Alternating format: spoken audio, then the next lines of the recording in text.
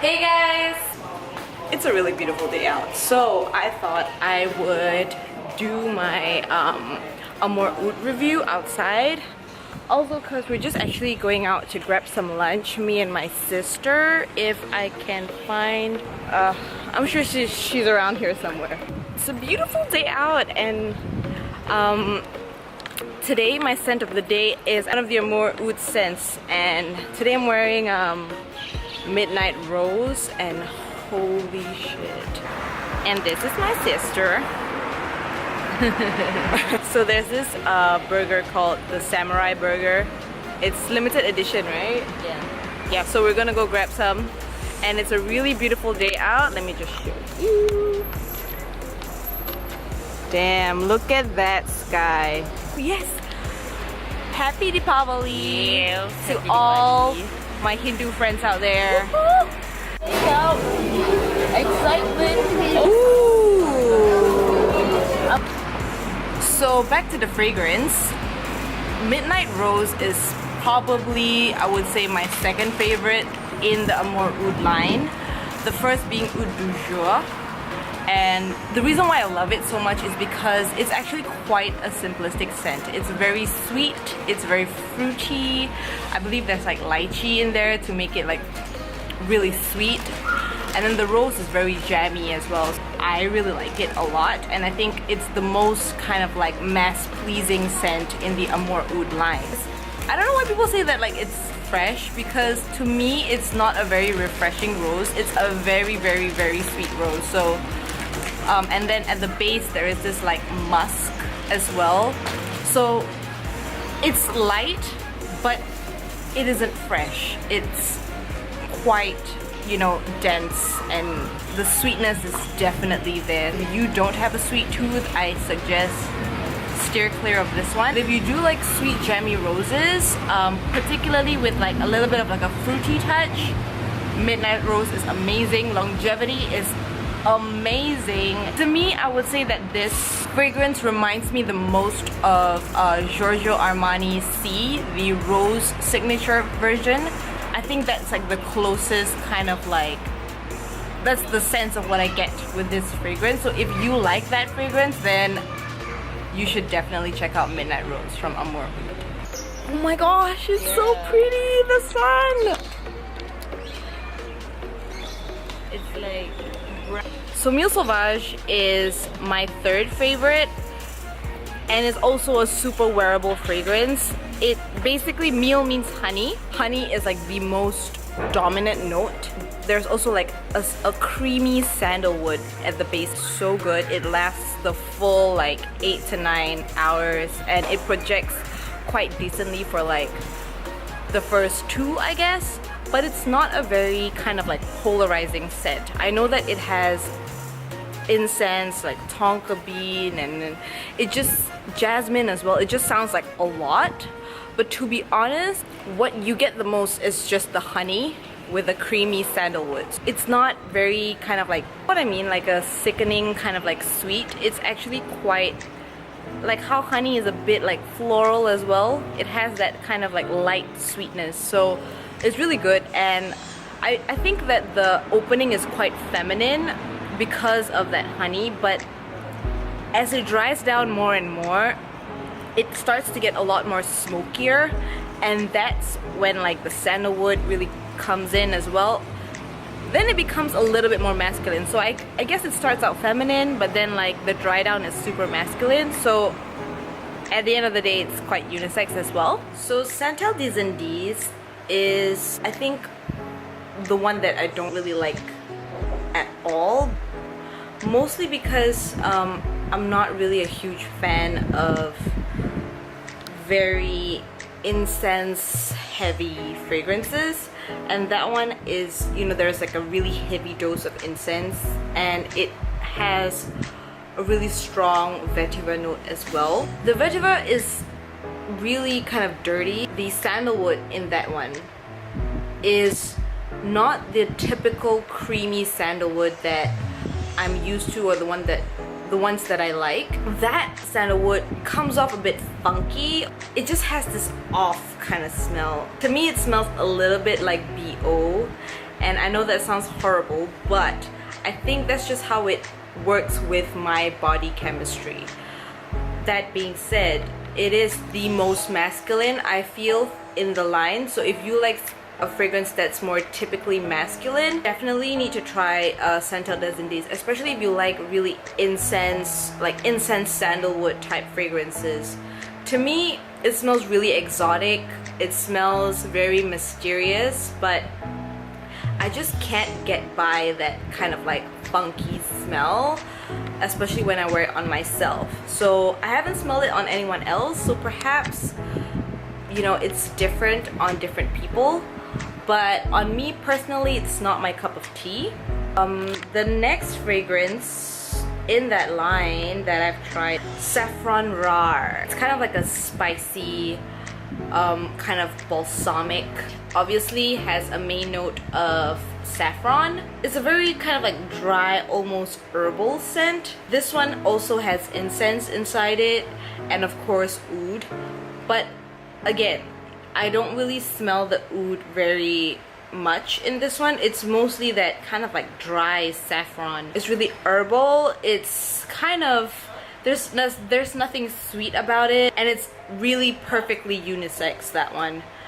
I like that one a lot, but it's a little bit too bitter for me. Personally, I prefer something that's a little bit more warm. It's a little bit more, just more inviting. To me, that smells a tad too dry and bitter. So if you want like a really good incense scent that is slightly floral as well and a little bit bitter and herbal, Saffron Raur from Amouroud, great choice. And then they have this in the line called Dark Orchid. I am not a huge fan of that one, but I think that's because I'm not a huge fan of Tom Ford's Black Orchid. I actually just gave that one away after I wore it once because I know for a fact that it's not something that I like. I'm not a huge fan of Tom Ford's Black Orchid, even though it smells great on everyone else. Just personally for me, it is way too thick and dense. Kind of gives me a headache actually. Dark Orchid has a lot of similarities to Tom Ford's Black Orchid. The Amouroud's Dark Orchid, it has obviously orchid as the main note, and you can definitely smell it. It's not my favorite kind of like floral. You can definitely smell the patchouli. The patchouli is super duper strong in that one. I would say that the vanilla is also really strong as well. The vanilla and sandalwood. So imagine a really creamy orchid flower. It's kind of like, imagine a purple, like a deep purple orchid that's like slathered in milk, you know?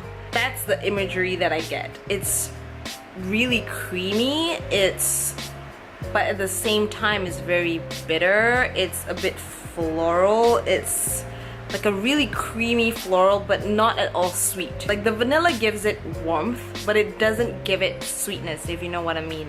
I like it on someone else, just not on me. I think that the patchouli and the orchid just does not go well for me, and then the sandalwood on top of that, it just makes it really kind of like thick, almost like really dense, so I'm not a big fan of that one. But if you are a fan of Tom Ford's Black Orchid, definitely check out Amouroud's Dark Orchid, because if you think that Black Orchid was a little bit too sweet, a little bit too cloying, maybe try the Amouroud one, because that one is significantly less sweeter, and it's also it's a more wearable orchid scent than Black Orchid. Why hello, but I went back to look through my footage and I found out that basically my conclusion portion was completely ruined by this car alarm that was ringing outside, and it was ringing throughout the entire footage. You guys would have gone nuts. It was so annoying. So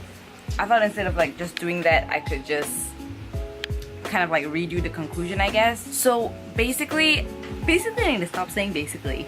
I do recommend you guys to sniff it out. It's definitely not worth a blind buy. It's great, as in I think the quality is there. You know, the name Amouroud is quite misleading. If you are a huge oud fan, like you really want a potent oud scent. Strangely enough, Amouroud is not the house to look for because the oud that they use is really kind of, you know, barely detectable. They use it more as like a supporting actor role rather than like the main note. So if you're a huge fan of oud and you want to look for oud, don't go for Amouroud.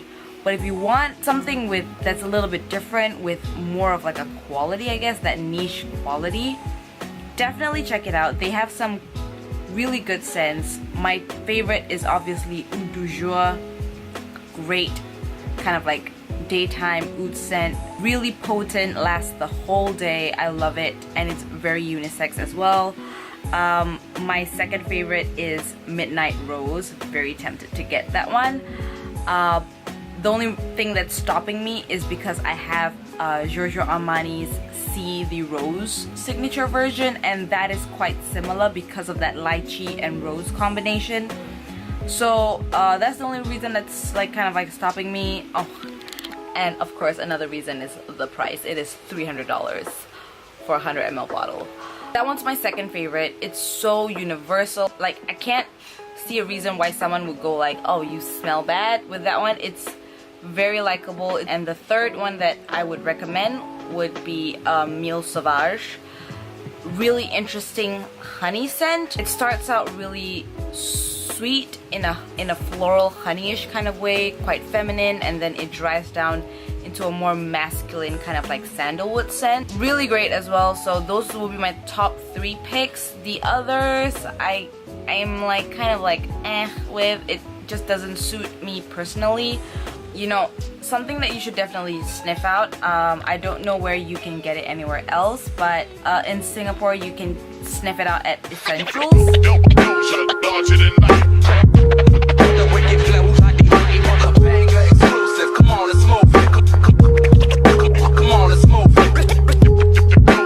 Don't be camera shy, Zul. He's wearing what are you wearing? Santal. Oh. No! Shut up! We're talking about fragrances. Yeah, the Santal I wish. He's wearing the Santal des Indes, and I'm wearing Saffron Raur today.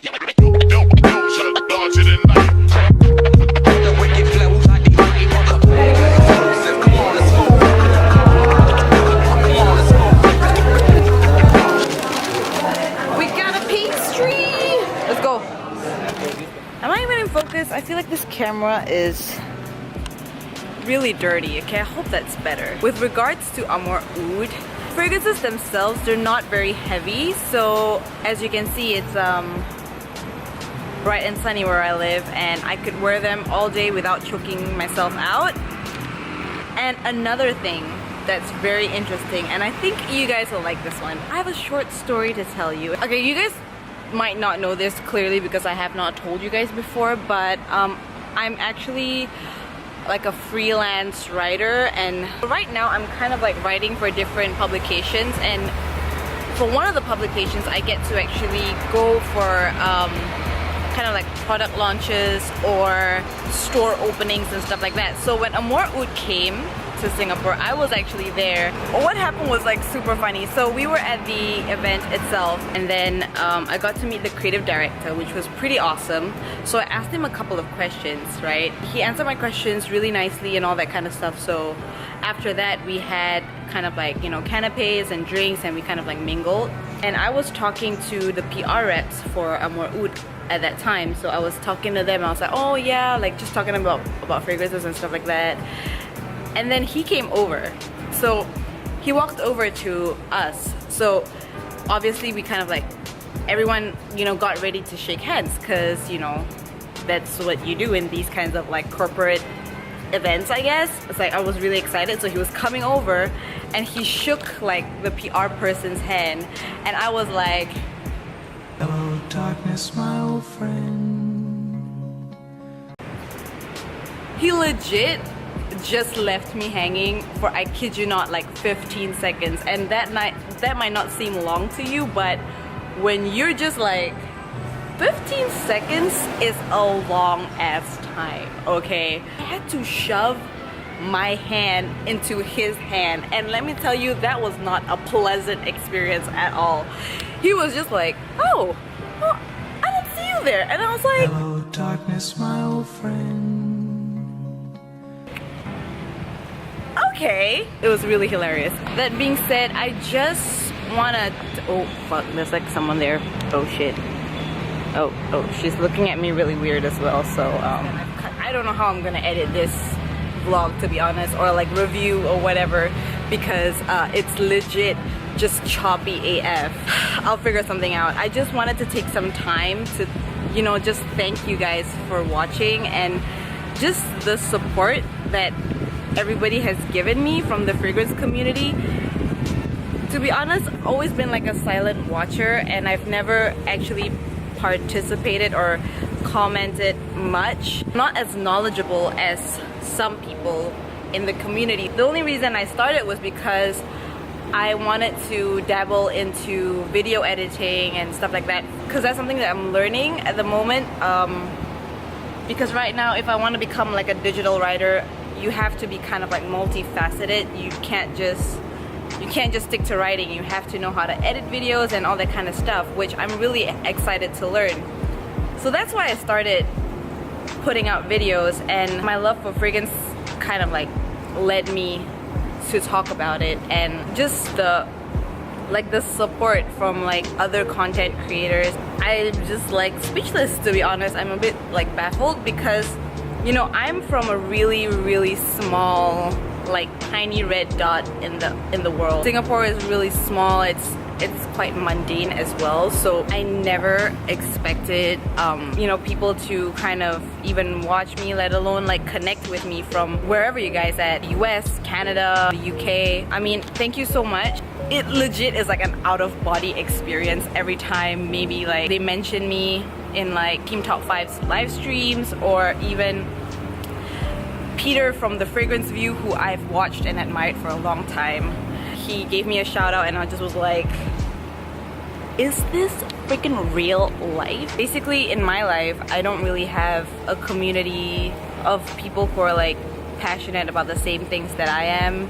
I have friends, but we don't really have the same kind of like hobbies and stuff. So it's really nice that I found this kind of like group or like circle to kind of talk to and interact via the internet. Consider you guys like my friends, and I don't know, just my circle of friends who may not be living here where I am, but who still support me from wherever you guys are. So I don't know, I mean, it's a bit cheesy. I feel really cheesy doing this, but I really do want to thank each and every one of you who like watch my videos, and it still baffles me, but yeah, it's pretty cool.